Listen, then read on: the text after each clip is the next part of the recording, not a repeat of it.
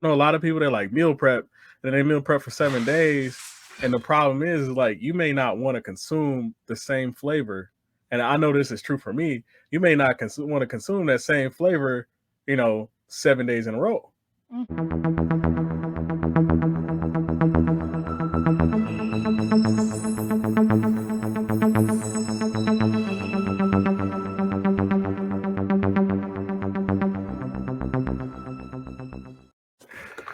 Yo, Jinx, welcome back to another episode of Cave or Conquer podcast.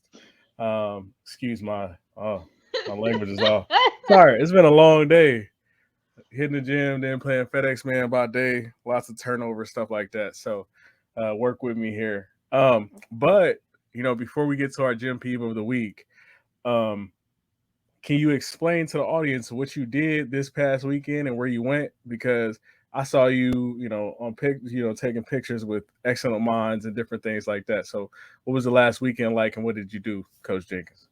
Yeah, so I'm a sponsored athlete by Bikini Lab Hawaii. It's a veteran-owned company that started. The woman actually started it when she was still in Fort Bragg. So she's enlisted. She's now gotten out, and then her husband's an officer in the military still, and then now they're stationed in Hawaii. So she was one of the main sponsors of the Wings of Strength Tampa Pro, which Wings of Strength is huge in bodybuilding, and Tampa Pro is one of the biggest IFBB turnouts um, leading up to the Olympia. And my husband was going out of town on vacation, and I wanted to get out of North Carolina, but because of being so close to prep, trying to go to a resort in another country, it's just way too chaotic. And she reached out and was like, "Hey, come to Tampa." So I spent Wednesday through Monday Hmm. in Tampa working at a expo. Friday, Saturday was an expo, and so I got to meet a lot of different people in person that were there that were attending it, and then we got to do just a lot of cool networking, meet a lot of cool people. I got to meet a lot of cool pro bodybuilders, Olympians um, that are going to return now to the Olympia stage. Some of them that were still working to return to the Olympia stage, and it was a very, very super super cool experience. That's awesome. So it sounds like you came and you went there and gained a wealth of knowledge. And we're gonna need this because my gym peeve of the week is coming up. Because man, I don't know, and maybe it's just me, but my gym peeve of the week is the fact that like people don't clean up after themselves, Mm, and it's kind of not in like a bad disgusting way. Like I can see if I went to a gym that like like I don't know how to put this, but like the hardcore, like people were in, where we dropping weights, we got chalk everywhere, like I'm like, okay, yeah. round and round around to get it, like CrossFit vibes. I'm not a fan of CrossFit, but um it's one of those things where like I'm like, dude, just pick up your paper towel when you get done. Yep. Like, you know what I mean? Because you got the sanitizer, because now we got, what I'm saying, with the beer bug and all that. It's one of those things, you got the sanitizer, and I'm like, dog, like, there's no reason why it should be five different paper towels in me, or around, what I'm saying, around me or whatever that I didn't use. And so I Hmm. don't know. That's been really weird. I don't know if you have that experience in gyms or like you typically go to gyms where like people, they don't necessarily care. So I really, unless I'm traveling, I don't go to a lot of different gyms. I go Mm, to Bull and Bear in Fuquay, Varina, in North Carolina, and I love that place. That place is basically like my second home. And then I've also started training clients out of there. And what I love about the gym is the clients that go there. It's like a very controlled atmosphere. So you've got mm, big corporate gyms that try to just bring in a bunch of people. The cool thing with Bull and Bear is it's like there is a certain like personality in the people that they want to be members there. So it's a very family atmosphere, and you've got onesies and twosies that come in and don't pick their shit up. But if they don't, like usually there's a few other people that are there and like they'll do it. mm. Um, so it's super awesome being a part of a gym family where people take pride in the gym that they go to. And we actually, there's North Carolina bodybuilding. It just started a magazine, and they went through, and my gym made top 10 bodybuilding gyms in North Carolina. So, Oh, that's dope. That's dope. yeah. Okay. You know what I'm saying? Hopefully you can get that pro card coming up out of there. Then that's gonna be, hey, let's go check out the gym that Robbie Jenkins used to go to back in the day Oh, before yeah. she became legendary. You know what I'm saying? That's those are the type of vibe you give me, and I think you'll definitely get there. So it'd be wonderful to be able to talk about the journey and how you got there. And I'm like, I know her, you know. Yes. Yep. So that's I fantastic. used to drown with her. Right? You know what I'm saying? Hey, drowning is a part Yeah. of the process. That's the only way you really learn how to swim. Heck yeah. Um, and so, with that being said, like I think that's beautiful though because I think a lot of times, like, so as I've leveled up my finances, like sometimes you don't think that like paying for a gym membership at a better quality gym often is the move, and because you get a lot more concentration. And we talk fitness simplified here, so it's kind of one of those things where like we want y'all to still get it in, but we also want y'all to consider one of those things where like usually if there's money tied to something that you've had to sacrifice to, you treat it better, you act better, and you know what I'm saying, it's an overall better experience because you're actually spending solid money when you go the route of, and that's on me, right? Because like right now I'm in the middle about to deploy again, and so it's one of those things I went cheap, and that's kind of what I get. So I kind of gotta swallow the pill a little bit, but every now and then, I'm like I clean up something, I see somebody else wiping something down, so integrity spreads and it goes a long way. So that's huge. So there's a thing that's been bothering me all week, and it's food prep and just being realistic and intentional about what you do and you eat. And like recently I had to add rice because I realized like I just wasn't putting enough on my stomach. Mhm. Like I've been getting like gains. I switched up my workout routine, but it's more like weight drag, like cardio oriented. So by the time I get to work, I'm kind of gassed. So Yeah. what tips do you have and knowledge do you have about realistic basic food prep of from maybe even from when you weren't taking bodybuilding so seriously, and up to this point? So for me, it really all depends on what you're willing to do. For me, I like simple. I like to keep things simple. I like to keep things easy. So I have my main foods, especially even in like an off season, to Mhm. where I have my 3 or 4 different kinds of proteins. So like whether it's a beef source, red meat source, a chicken, shrimp, whatever, um, and then a carb source, and I will bulk prep all of it.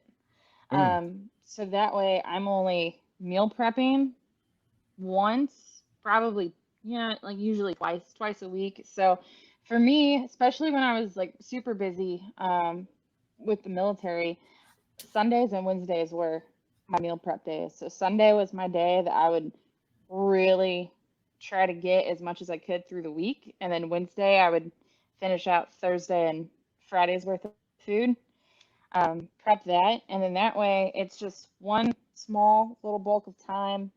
Like you get it in, you get it done. And like I said, I would just bulk make everything. I've got either bulk rice, I cut up a bunch of sweet potatoes, mm, um, cut up even just a bunch of white or red potatoes, and throw stuff on it that's gonna make it taste good. Like there's some people out there that are like, don't salt your stuff or season or bullshit. Season it. Like go out, get some dry seasoning, use salt, because if you're using like non-processed and you're meal prepping non-processed foods anyway, that salt isn't going to hurt you. The only reason that people have like ridiculous sodium intake is because they're eating this processed garbage, whether it's from fast food or just the middle aisle canned stuff. That's where all that excess is coming from. So realistically, if you're meal prepping and you're meal prepping wholesome foods, pick 2 or 3 things that you really really like to eat that you enjoy. Use seasonings to make it taste a little bit different, and mm-hmm. then bulk prep the shit out of it. Get it Well, done. and that's real because it's like when you talk about like the seasonings and the bulk prep, so it was one of those things where like I realized like so even with the fruits and stuff, like I've started like prepping in like 3 days, you know. So I got the 3 days, and it's awesome that you mentioned the fact that like you should do it in two separate sections, because I know a lot of people that like meal prep and they meal prep for 7 days, and the problem is like you may not want to consume the same flavor, and I know this is true for me. You may not want to consume that same flavor, 7 days in a row, Mm-hmm. and then you end up overcomplicating the process, and you want to quit because you're like, this is not delicious. Yeah, even that, and I mean realistically too, like there's some people that are fine with it. I've found too that usually about 3 days is kind of like your leftover limit, and then after Mm, that, even if like you're fine with how it's seasoned, it just the food just doesn't stay as well anymore. yeah, yeah. So, I find myself running through like way too much olive oil. You know what I'm saying? Trying to get that chicken right back together. So it's kind of weird, but that's very important, especially for the latest listeners. You know what I'm saying? Like going into, the holiday seasons and stuff like that, is like, if you want the goals, you have to be intentional and deliberate. Like one thing that I recently started doing, because I started grilling a little bit. I've been seeing this, this wonderful young lady.